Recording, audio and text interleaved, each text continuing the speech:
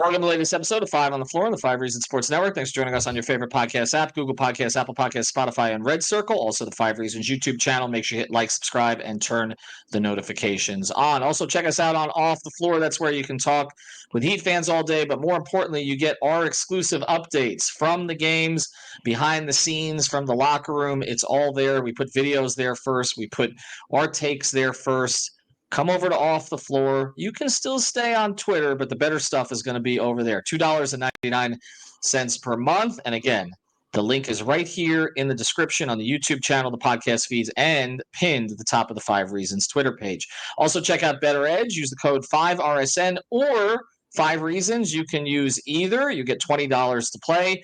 You can find the line that you want. I can tell you that Chiefs minus 3.5. I hate to say it, looks pretty good. But if you want to get a different line on the Dolphins-Chiefs game, this is the place to do it. Don't get stuck with the lines of these other apps and don't get stuck betting illegally. You can find the line you want and bet legally at Better Edge. Use the code, again, 5RSN or 5 Reasons. And now, today's episode. Down to Biscayne. Yikes. 5 on the floor.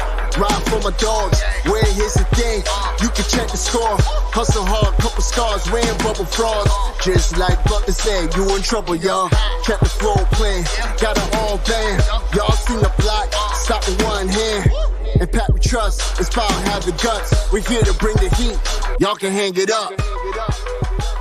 Welcome to Five on the Floor, a daily insider show on the Miami Heat and the NBA, featuring Ethan Skolnick, Greg Sylvander, and Alex Toledo, plus others from the Five Reasons Sports Network. Welcome back to Five on the Floor. Here's today's floor plan. I'm Ethan Skolnick. You can follow me at Ethan J. Skolnick on 5 Reasons Sports. We got Alex Toledo. You can follow him at Tropical Blanket. And Brady Hawk, you can follow him at Brady Hawk 305. Today, we're going to devote an episode to Nikola Jovic. Make sure that you check out the episode that Greg Sylvander did after the Heat's win against the Rockets. He did it with Sean Rochester and Brian Fonseca. But last night, everybody was talking about Jovic, including Kevin Love and Tyler Hero. Here's my question to Kevin Love in the locker room, and then Brady Hawks to Tyler Hero in the interview room. He, not necessarily that his body language is bad, but he gets upset about missing shots. But you see he adds so much more to the game. He's rebounding, he's pushing the ball, he's getting out in transition, he's finding guys. He might not get the assists, although he had, 5 or 6 tonight. But he's getting, he's rebounding the ball at a very high rate. He's getting downhill. He's making guys come to him. He's spraying like that. Those type of plays reminds me of a guy. I mean, kind of like LeBron in a way with his size. Obviously, different beast. But again, he's only 20 years old, so you don't really know what his ceiling is. And we don't want to put a ceiling on him because he just continues to get better. He continues to work, and like you said, you saw it tonight. He's very comfortable. He seems especially comfortable in transition. Yeah, and I think that's where he's at his best. I mean, even in the half court as well. I think he's finding the spots where he can be most effective. And you just love to see it. The more comfortable he gets, the more minutes he gets, he's only going to continue to get better. And I know that, he's a locker room favorite, he's a fan favorite, but I think he, again, it's that just being out there with us and, getting his feet on the floor, seeing more minutes, and, he's worked for those opportunities. Tyler, you had the one pull-up 3 on the break where Nico found you. I guess just how much do you like his style when he's just able to kind of get out and play like that, and just what was his impact tonight? No, I love Nico. I told Nico I'm starting a Nikola Jovic fan club led by Tyler Hero. But I just love the way he plays, and he's so skilled. And I really think he's really, really good. So I'm excited for him to get out there and, just continuing to build on the minutes and the opportunity he's got.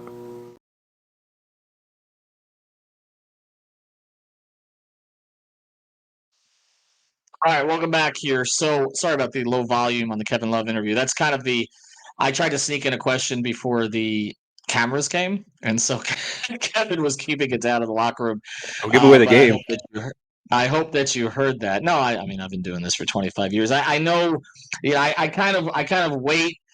We love Jeremy Taché. We do. We absolutely. In fact, he's a 5 Reasons alum. But he has to do some stuff for Bally's in the locker room. The problem is Jeremy will actually ask questions But the others who are in the locker room until the beat guys come in will not. So essentially, they just leech off our interviews. And so I try to get something in before all of the cameras come. Anyway, they like him.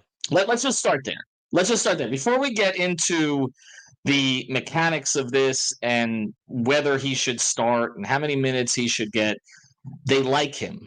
Like, that's been evident from the very start. And veteran players, particularly whether it's an older veteran like Kevin Love, who actually put LeBron in a sentence with him. I don't know if you guys picked that up.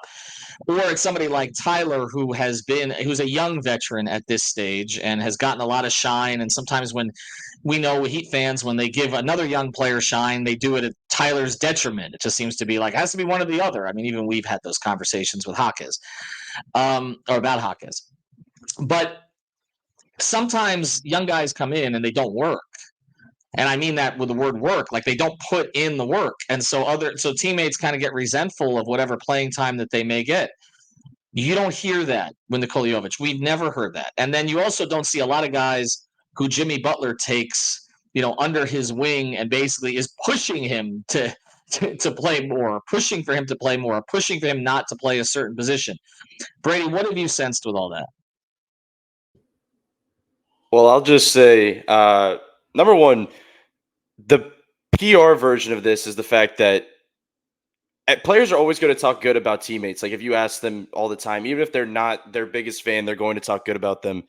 But this team talks differently about Nikola Jovic. Like they legitimately light up, their eyes light up. They talk about how talented he is, the skill that he has, everything along those lines. That you see it in their eyes when they talk about him right now. You talk about the veterans, Mechio, and the young guys love playing with him just because of his style in general. So I think just from that perspective alone, it's just fun to see everybody talk about him in that way because he's an easy player to play with. We talk about this team not having a point guard, but Nikola Jovic is this team's point guard essentially. Like he's the guy that's getting these guys in their spots. So that's kind of been the key thing that stuck out with the locker room guys.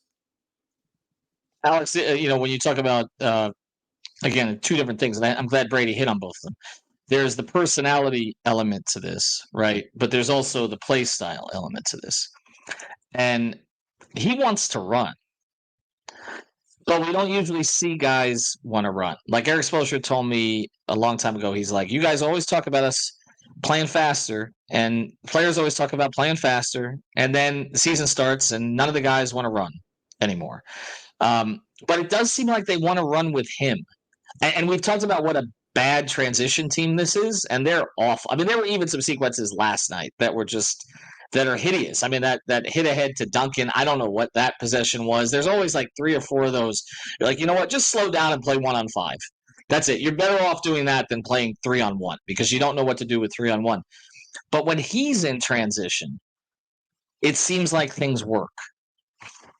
Yeah, he's a natural, man. There's no doubt about it. I feel like that's kind of when he's in his element the most, is when he's kind of playing in transition, whether it's a full fast break or just straight up like a semi transition, just kind of dribbling up the ball, trying to find where the advantage is. And I feel like he's really good at not stopping the ball for no reason, which is a very like basic thing. He doesn't stop himself in fast break, which is something that for some reason other Heat players seem to do. Like they just get so hesitant. We talked about this the other night and I almost lost my mind getting frustrated about it because it's simple things. Like it's taking advantage of the numbers advantage. And it's a simple thing. He makes the right pass or he goes all the way to the rim and finishes. It's just very nice, very refreshing. And as Brady talked about, when you combine that with the passing, which he got, the 6 assists last night, even though he had the bad shooting game or whatever, like you see the blueprint for what they saw when they drafted him. And I think I told Brady this last night at the game that it just feels very, and we've talked about it before, but it feels very much like Jovic is one of the least Heat type players, I guess, that they've drafted in the past like decade or so, however long you want to put it. Like he doesn't seem like a Heat type of player when they drafted him. And I think that's part of what's kind of tantalizing about him is he is a different type of prospect. He's got a different type of skill set. And, we've compared him to different guys over the years, but man, it's just cool to see him do this whenever he gets a chance. And even though he's getting put in these situations where like they're missing Jimmy, a lot of times they're missing other role players when he's gotten the chance to play this season, he's had multiple games, like low key, where he gets multiple assists, several assists, and it's just kind of like it goes under the radar. We don't talk about it too much because the passing is already, what we consider a strength for him. And then last night he goes and shows off the defense. And we talked about it on our quick takes video last night that we posted on YouTube after the game. But that's the stuff that it's like, okay, there's the improvement, right? You had the improvement with the body and him growing into his body, him attacking the rim. We already know he was good in transition, good as a passer. And then last night, he shows off the defense and had a crazy sequence in the third quarter, I believe. Just nonstop defense. I think finished the game with 4 stocks. So, yeah, like even though he's being put in these situations where he's not playing alongside all the team's best players and maybe isn't being put in the greatest lineups in the world, like, some of them are with Duncan, Hero, and Love at the same time somehow, like, he is still going out there and producing. He doesn't have to be in a perfect context to play his game. And that makes me feel even better about it because once he is put in that position, whenever he is a part of the regular rotation, I feel good about it. Like, he can play around different types of players. There's really 3 things we need to evaluate with him, and I think they're evaluating with him. So we hit on the first one. The first one is the transition stuff, and like you said, he's natural there, and they need it. They need it. I don't think they have to find a way to get easy baskets, even if we're talking about the playoffs. They need. You've talked about it, Brady. Their entire transition offense is Kevin Love outlet passes to Jimmy Butler. That's it. Other than that, they do not find a way to get the ball to Bam on the break. He's a willing runner. They don't get it to him. He did have a couple of dunks last night on the break. We've talked about how his dunk numbers are down again this season, and he's basically become a mid-range player on offense, which is something that we're going to talk about in a future episode. But they don't use his athleticism that way. Caleb is the other who can finish on the break, but we haven't seen him consistently. Josh is not a good transition player at this point. Duncan is only a good transition player if he's going to spot up from the 3. They don't run that stuff a whole bunch. And Tyler can make bad decisions on the break. We've seen that. Jaquez, you've talked about it in transition. He just goes. And he's been effective at doing that, but he hasn't developed kind of the next layer to that. Jovic is natural there. The other 2 places are half-court offense and the defense. And that's what Spo is waiting on. I think is one of those 2 to become a positive for them with any kind of lineup. And then he's going to get the consistent minutes. But I want to make one other point because on the other side, we will talk about who should be the starting 4 and where this goes from here. I saw a lot of Heat fans on the timeline today saying, this is why he should have been playing. And I always make the counter argument to this. This is why he wasn't playing. Okay? Because their development process, like there's this idea whenever a guy pops for the Heat, they're like, well, see, look, we've been saying this all along. Like Spo said last night, he looks really good or he looks whatever next to Bam. Yes, we have all been saying that because that's the projection. Okay, that's the projection. Like that's where he ultimately fits with this team long term. I've said it. They look at this as a bridged timeline, right? Right now it's Jimmy, Bam, and Tyler are the bridges to Jaquez and maybe Jovic. That's the way that it's been described to me, unless they make a trade of one of those pieces. But the reason that you're seeing more of this, and I think Sean Rochester from our network has really hit on this consistently, is that he had to kind of crawl before he could walk and walk before he could run. And I think they've gotten him from the crawl to the walk stage now. So that I think the reason that he looks the way he looks right now is because they've made him earn it. They've worked on these things behind the scenes. They've made him go to Sioux Falls. And we can talk about maybe having him play out of position at Sioux Falls and all the rest because they didn't have a natural 5 unless Orlando Robinson was there. But I do think we're seeing the fruits of their developmental process. And the one thing I don't understand about some Heat fans, I'm just going to throw it out there. I understand why you don't trust them to make a trade at this point. I get it. Okay. I don't understand why you don't trust them in the developmental process. Because I will ask you, with the exception of KZ Okpala, okay, who looks like, or Precious, who they traded beforehand, and KZ's not tearing up the league anywhere else. Who have they failed to develop recently in terms of skill set into a better player than before they inherited that player? And that player does not exist, in my view. So I just wanted to touch on that. All right, on the other side of this, we'll get into more of what he did well, and then going to pose this question. So I'll throw this at both of you guys. Well, they didn't have a starting 4 option, right? Well, now they have Jovic. They'll have Martin eventually. They've got Haywood healthy again. And they have for spot minutes Kevin Love. So what direction should they go for the rest of the regular season, provided everybody's healthy? They also have Jaquez by. That's a fifth option. What direction should they go with the rest of the regular season, and what direction would they go in the playoffs? Before we do, I want to introduce a great new sponsor of the 5 Reasons Sports Network, and this is a great combination because this is a local business.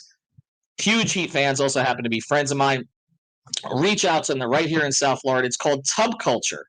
And yeah, we know for our audience, maybe this is not for you, but maybe there's a significant other who'd be interested in this. They make bath and body products that are all handmade using gentle natural ingredients with no animal testing, and they have something for everyone from soaps that gently clean to bath bombs that smell amazing and add fun colors to the bath, plus shower steamers for a spa-like aromatherapy experience at home, handcrafted lotions because no one likes dry skin, and scrubs that clean and moisturize in one step. So check them out.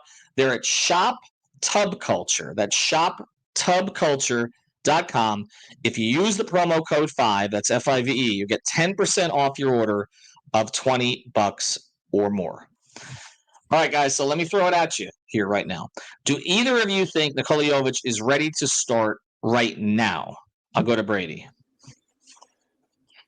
Right now, 100%, because his team isn't healthy, I think, in that context. Okay. So right now, yes. You mentioned about like the starting 4 thing, but here's the biggest thing about it. Before I get to your question, the right now part is they also don't have a starting point guard because Kyle Lowry is going to be out. So like he fills both voids. So it makes too much sense not to play the guy. It makes too much sense not to play him in the role that he's been playing in. So 100%. Now, whatever he does in this upcoming stretch, I feel like will be the deciding factor for it. But I think he is 100% in the conversation. He is 100% up for it. But the issue is when we keep talking about the rest of the rotation, as much as we all want to see it, the guy that I keep coming back to, and it may not feel like this is where they're going to go, I think they'll ultimately go Caleb Martin at the 4. That's just kind of where I feel like they are. I feel like they're going to stagger a lot of these guys because if for when you're fully healthy, you have Jaquez off the bench, you have Duncan off the bench, you have potentially Haywood off the bench. Are you going to be able to put Caleb in that mix too? Like that's a lot of guys that you're playing off the bench that have kind of like not a ton of on balls, usage. It's more so just kind of playing off different ranges. So I think they ultimately go Caleb, but I am not opposed to them going Jovic just for the reasons that we've seen, and especially because it's. I think people get annoyed with his minutes distribution, but like he's literally playing like a little bit of an expanded role of the Myers role a few years ago. Like he plays the beginning of the quarter. And then he doesn't come back in. Like he just doesn't. Like he came back in, I think, in the first half for like a minute, the final minute of the second quarter. But that was like for I think a foul trouble reason or something. They play him for the initial stint. They let him kind of just go and run, and then they kind of work in their wings and everything else they like to get to. There's no reason not to continue that. There's no reason not to continue to kind of play with him next to Bam in those ranges, especially when you hear Spo talking about it last night, which he's talked a lot about Jovic and Bam. We've heard these conversations. And he still ends up in Sioux Falls for a couple weeks. But like this one where he's sitting here talking about how dynamic it is and all of this stuff. And it's like, okay, is this the time it's legit? Is this the time where he's really seeing it? And to go back to what he was doing yesterday real quickly, because my camera to start this episode was looking like the Heat's transition offense. So I wasn't able to get off what I was going to say before. But the defense last night, to Alex's point, was the part where I think the real dynamic part in Spo's opinion. Like that was the part that jumped off to him because you mentioned it. You said you have to you need one of the two or one of the three you said. But defense and the shooting has been my 2 question marks. And you look at last night, the shooting wasn't there. The shooting wasn't all the way there. And I still think there's things to figure out there. But like the defense was really something. Like the defense, the way his activity, his movement, using his length to his advantage. The one issue I continually say, he's moved his feet really well this entire year. The one thing has been the fouling stuff with his hands. Like he just gets his hands caught and he kind of gets these foul calls, which could continue to happen. But I think if you continue to play him and let him get and kind of learn the league a little bit, he's going to figure it out on the fly, it feels like. So these opportunities are important. But there was a play last night where I was like, okay, this is the part that makes it dynamic. It was just a random play where like Jaquez came off a pick and roll, Bam, and everything's attracting there. Jaquez throws it back up to the left wing to Jovic, and Jovic like flies on a handoff for Tyler, and Tyler hits a 3. That's why it's dynamic, because you have 2 guys that you can run multiple actions for, where if you have to reverse it out of your action, Jovic can fly into the next action. Like you don't have to have Bam as your only hub on the floor. So I think that stuff's so important. And that's the reason you kind of, as much as we talk about Love and Bam being good, Love has been great without Bam. Like, he has been great in the backup 5 role, and that's why you want to keep him there. As for Jovic, I've been a big, his real impact has been with Bam, that I feel like continuing to kind of roll with that is important. So we'll see how they continue it. But I would continue to roll with Jovic at the 4 for as long as possible as you go on this stretch. And as I always say, they're probably never going to be fully healthy. So there's no reason to keep predicting and saying, well, what if this guy comes back in? What do they do here? Just keep rolling with these guys until you have to fully make that decision, which will probably be never. Well, Brady kind of cheated there because I'm with him in the sense that right now, since you don't have Kyle and you don't have Caleb, you continue to start him. And I'm gonna go away from your premise, which I agree with, that they're never going to be fully healthy. I'm going to take the most ridiculous leap of faith here and say they are fully healthy, okay, or reasonably fully healthy. So should I knock on something? Reasonably fully healthy, Alex. I won't go all the way, okay? They have most of their pieces. Do you see him starting? Because here's my question related to that as we build on this. Is if you don't start him, I'm wondering where the minutes come from. And I it's sort of what Brady's getting at, because Jovic was asked last night about playing, that long stint, not coming out in the first. Here's why I think they're doing this. He doesn't want to make him think in too many situations. It feels like, okay, you got 2 stints. You're out there with these guys. Some of the other guys might get subbed in, but by then you're warm, you're comfortable, and all the rest of this. I think it's harder for a guy like Jovic to come out, be subbed back in with a different group, and then have to figure out, okay, now I got to get warm and I got to get right with this group. So I think keeping his stints to a minimum makes sense, but extending the minutes in them is where I think Spo wants to go with this. So if that's the case, Alex, does he have to start? Because if he doesn't start, okay, like I said, Kevin Love's been an elite backup 5, really. So if you're not going to start Jovic, I don't know where the minutes come from. If you have, let's say Martin's starting, and you have Highsmith healthy, and you have Richardson healthy, and you have, what I'm saying, and you're bringing Hawkins off the bench again, and Duncan. I don't know where those minutes come from. Well, I think some tough decisions are going to have to be made if that's the case, right? And obviously, there's different things going on here that you guys just touched on. So, there's one thing that matters most when you're trying to project what Jovic's role could be going forward, whether you're talking about short term or the rest of the season or long term, whatever. To me, it's just about like how comfortable Spo is playing him, quote unquote, out of position, and by that I mean, like last night and other games, you've seen him play with Kevin Love now. And that's something that I feel like before we might not have seen. Spo mentioned how much he likes playing him with Bam, which I think he's been good with Bam too. But to me, I'm open to him starting or coming off the bench. And I mean the starting part because of what Brady said earlier, where like Kyle's out now. I wouldn't mind, like, if you wanted to, have Jovic and Caleb start, or Jovic and Highsmith, whatever the scenario is, I think that makes sense. And it goes to my thinking that they don't need a traditional point guard as far as like what they have on the roster right now. I think Jovic could step up and fill that role, whether as a starting, again, quote unquote point guard or quote unquote power forward, doesn't matter to me.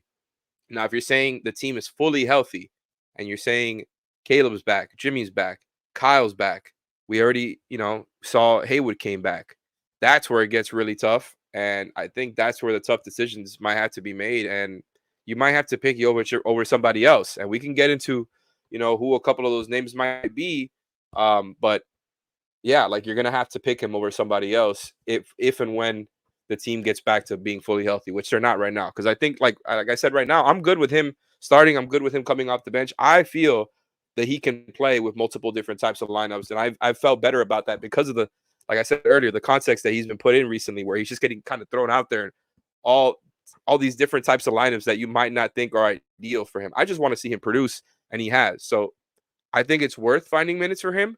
I'm not 100% sure that when they have their entire 10-man rotation back, how he's going to get put into a rotation. But look, if you just look at like the on-off stuff, in the 154 minutes that he's played this season for the Heat, there are plus 8.75 net rating when he's on the court. So that's not all that matters, of course, but they're winning the minutes when he plays, and he is showing out more often than not when he plays. Even if he isn't fully polished, I think he has earned more playing time. Like you said, whether it's extending the stints that he's already getting or just kind of getting a little bit creative where like you're kind of playing a little bit bigger in some matchups, right? Like if you're just going to have Jovic as your point guard, I think there's a lot of scenarios where they can play him more. I think it's more about what Spo is willing to do once everybody is back.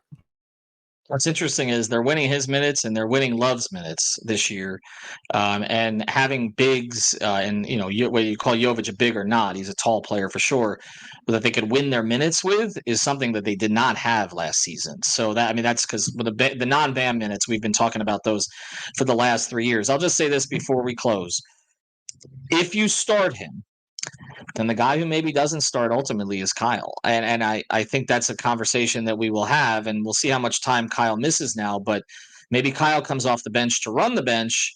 And I know you're rubbing your hands together. I like it. We'll see where it goes, but I think that might be a direction that the season tilts here, because you're right. They have another ball handler in the starting lineup. It gives them more flexibility. Could you start Duncan? Could you start Jaime? Could you what could you do with some of and those? And if you start Jovic, wouldn't you rather also have like that point of attack guy, which would be Caleb or Highsmith as well, so that they can do that job for him? That's the other option, and that's Jovic why I'm is the curious point to of see, attack guy. Well, over at that point, but that's why this Kyle injury is interesting. What's happened here this season, and I think that this is where we'll finish this. And again, check out all the other episodes here and also the YouTube channel. Is that these absences have created opportunities for them, and now maybe Kyle's absence, although not necessarily welcome, if he misses a little bit of time, this allows Spoelstra to experiment with some different things and also get Kyle some rest when if he's going to be here past the trade deadline, you're going to need his minutes at some point going forward. But I mean, if you're just saying you're going to plug in Jovic with Lowry, then you're talking about having to bring Caleb, Josh, Jaquez, Duncan, and Haywood. You're basically throwing all your wings off the bench. Other than Jimmy, I don't know if that's necessarily, and that doesn't even include Kane, who's gotten spot minutes during this period of time. So we'll see the direction it goes. But the one other thing I want to say, we're going to do a full episode because I put this on Twitter today. I don't know that there are many teams, and they're playing OKC on Wednesday, so we'll probably see the one team. Okay. I don't know that there are many teams that have a core of players 26 and under that are better than Miami's. And the difference between Miami's and even OKC's, because OKC didn't draft Shea. The Heat drafted all of them, and they drafted them all 14th or lower. I mean, you talk about a bridge timeline, like continuing to compete while building a young core.